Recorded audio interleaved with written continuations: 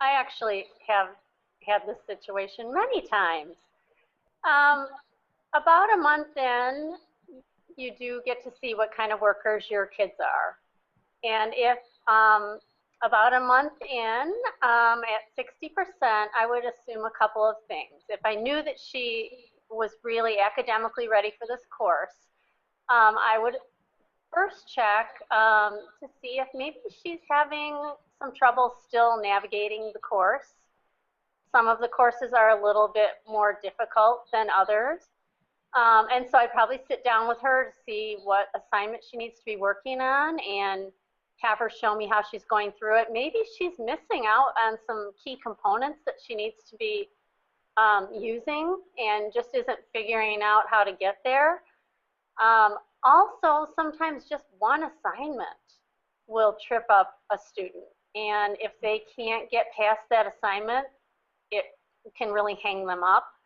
And maybe she's been working on the same assignment, and some students aren't as good at asking for help. So I would probably try to discreetly find out whether she's having an issue maybe with one assignment or a couple of them. It's easy to look at their grade page in on Blackboard, and I could see when the last time she turned something in was, and I can see when she was in there, and I could see maybe if she's really struggling with something. Also, I'd talk to her a little bit about how important it is to stay on pace, because staying on pace makes a big difference in how a student's going to, end in the course. I talk a lot about staying on pace, trying to get a little bit ahead of pace, because I know kids, she may not think that 60% is a big deal right now at a month in, because a lot of kids, that's another thing. They kind of feel like, well, I've got all this time and I'll be able to catch up, and I'll be fine. Well, they don't always realize how quickly time goes by. And I'm like the mom in here that has to remind them that you got to move along. And so I talk a lot about with students that are kind of not making a lot of progress early on. I talk a lot about how important it is to stay right on their pace guide and even to get ahead. If I don't see that Amber was making progress after that, after trying to figure out maybe what was holding her up, or after trying to push her along and keep her on pace, I'd probably call parents, because that's sometimes the single easiest way to get a kid moving.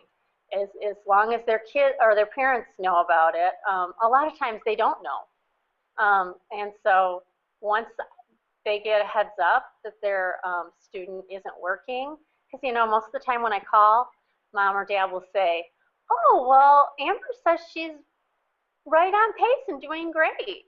And it's not that Amber's trying to, pull one over on them.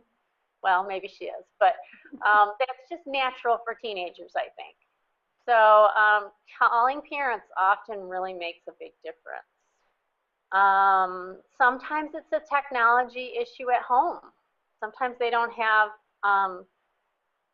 internet, or they don't have a computer at home, and we try to offer a laptop if they do have some kind of internet accessibility at home. And so sometimes kids just need a little bit of extra time on their class at home. That most Michigan virtual classes require 5 to 7 hours of work, and we offer 5 hours in a typical week. So I usually say to kids, you're going to have to figure out where that extra 2 hours comes from. And hopefully this isn't the case, but occasionally we do have kids that really just have some real personal issues that are going on that, and I actually found out about a student last Friday that's homeless. Occasionally that can be a reason too, because they have other things on their mind and their online class kind of takes a back seat.